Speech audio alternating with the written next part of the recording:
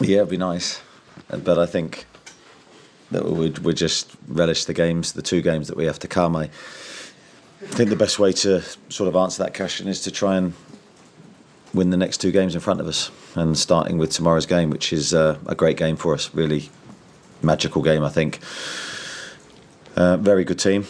Been very impressed with all the research we've done on them and how they've been playing, and the recent results. So it's set up to be a great game, I think.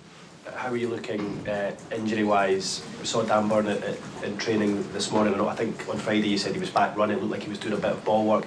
Is there any chance of either him or Will Asula for this game tomorrow? Making really good progress, Dan. We anticipated sort of the journey back that he's had. He's pretty much stuck to the timelines we expected. He won't make tomorrow. It's too early. Same with Will Asula. Today was their first days with the team.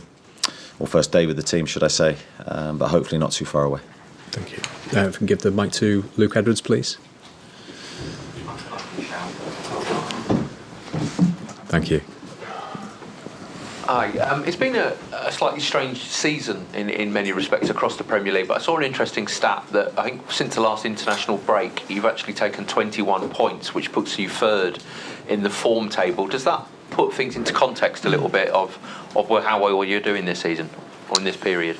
Yeah, I think I've said many times, and people just always raise their eyebrows when I start talking, generally anyway. But I think since that international break that you mentioned, the Manchester City game, I think being the first game after the break, I've seen an upturn in performances generally. I think we've been much more consistent since that break. In that break we did a lot of work. Probably the only time we've been able to train in recent months. I was really pleased with the response of the players, how they focused on the things that we identified that we needed to improve. Yeah, we've not been perfect. There's been the odd game here and there where we haven't performed to the level that we want to, but generally much better, much more like ourselves, scoring goals again. So yeah, I've been pretty pleased. I think the challenge for us is now to maintain that. Thank you. Lee Ryder? Eddie, this game always brings back sort of memories of Sir Bobby Robson. How important is it to talk about the values that he brings to the club? Because I know you've got the portrait at the training ground when you walk in every morning. So could you just talk a little bit about those values that you like to maintain? Yeah, well aware of the history with Sir Bobby, and we were before the Barcelona game as well. I think the values that he stood for: hard work, good organisation, always going to the end, never giving up, trying to do the crowd justice, representing the club in the right way.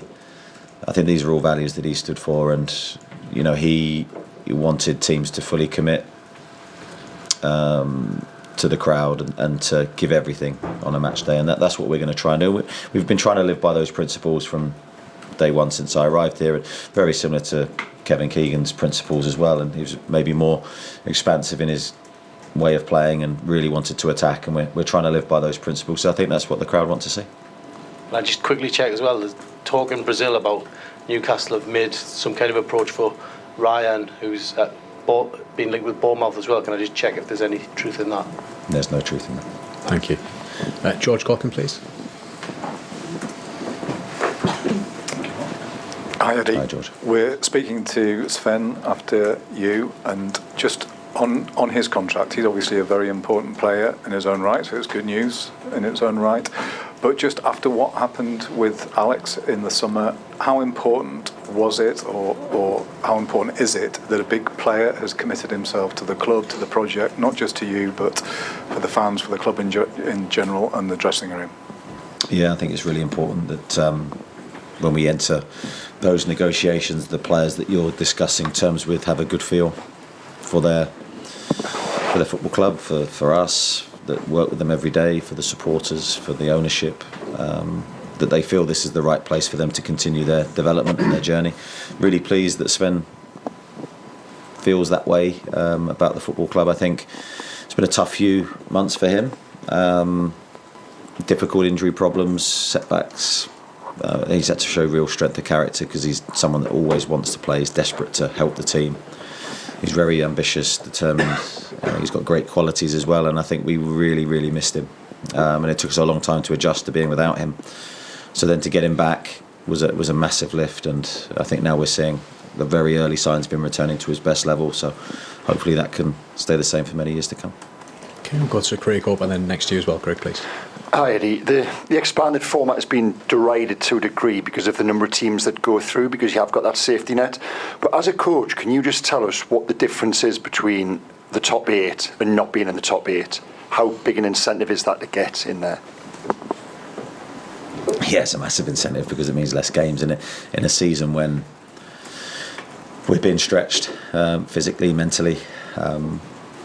It's a big demand on us, so we could let the priority is to qualify. However we do that, whether that's extra games, whether that's in the top 8, is obviously our wish. So we're striving with every game to maximise what we can deliver. I think the Marseille game sort of still hurts us a little bit because we were in a really strong position in that game, and it was I thought a decent performance, and we could look back on those types of games with a little bit of regret, but not in terms of effort and endeavour to try and qualify. And we've got 2 games. Look, we need to, as I said earlier, commit to every game and try and win every game and see where it takes us.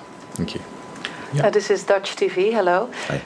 What are your views on PSV? They, of course, won against Liverpool just 2 months ago.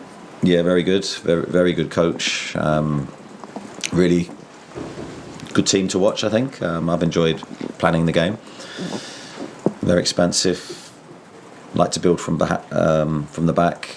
They've got some ideas that are slightly different, which I always enjoy, watching something that's slightly out of the ordinary. But they impressed me. I mean, watching the games against Liverpool, as you say, I thought they were very strong that night, and then Atletico Madrid, I thought they were outstanding and really unlucky not to win. So I think that's the level of team we're playing against. Always a strong team in Europe anyway, historically, so we'd be ready for a good game. Thank you. The gentleman back row on the inside, please. Yeah. Hello, Eddie. Hi. Good afternoon. This is Bennett van Vessen from the Dutch media as well. I was wondering, how would you describe the development of Sven Botman and how important is he for your team? Yeah, I think Sven, when he first came to the club, was a sort of an instant hit with us. Pretty much came into the team straight away. I think it took him sort of 7-8 games to break through. But his early form in that first season was magnificent. I think he was part of a back four that conceded very few goals, part of a team that suffered very few defeats. So I think he adapted to life in the Premier League very quickly. Unfortunately, we've lost him for a period of time due to injury, and that's been the hardest part of his time here. But we're delighted to have him back now, and hopefully he can get back to the form of when he was at his very best, because for me, when he was at that level, he was one of the best defenders in the Premier League without a doubt.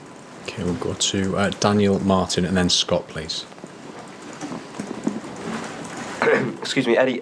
Building on the previous question, despite the inconsistencies this season, some of the performances that haven't been to your sort of standard, is your narrative the one you would want to project, that you are still just a couple of points away from the top 5, you're within touching distance of getting through to the next stage in Europe, and domestic cup-wise, you're still within a shout there, and that actually the end to this season can be as positive as other ones have been as well? Yeah, I've said many times I'm glass half full.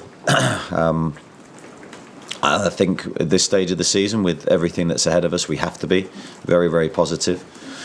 Of course, this is a key month, and I've said that right at the beginning of it, in terms of our Premier League form, which has been good to this point. We're still in the FA Cup, and now we enter 2 really huge games in the Premier League, Champions League. So I think these next 2 games obviously will dictate a lot. I think this first game being at home, big onus on us to attack the game, to try and get the result we need to put us in a much better place.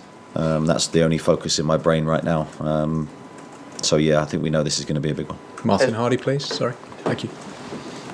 Hi Eddie. Goals have come easier in the Champions League this season than the Premier League. Is there a reason for that? No, I don't know. Sometimes these things happen. I think we've done well in certain games in the Champions League.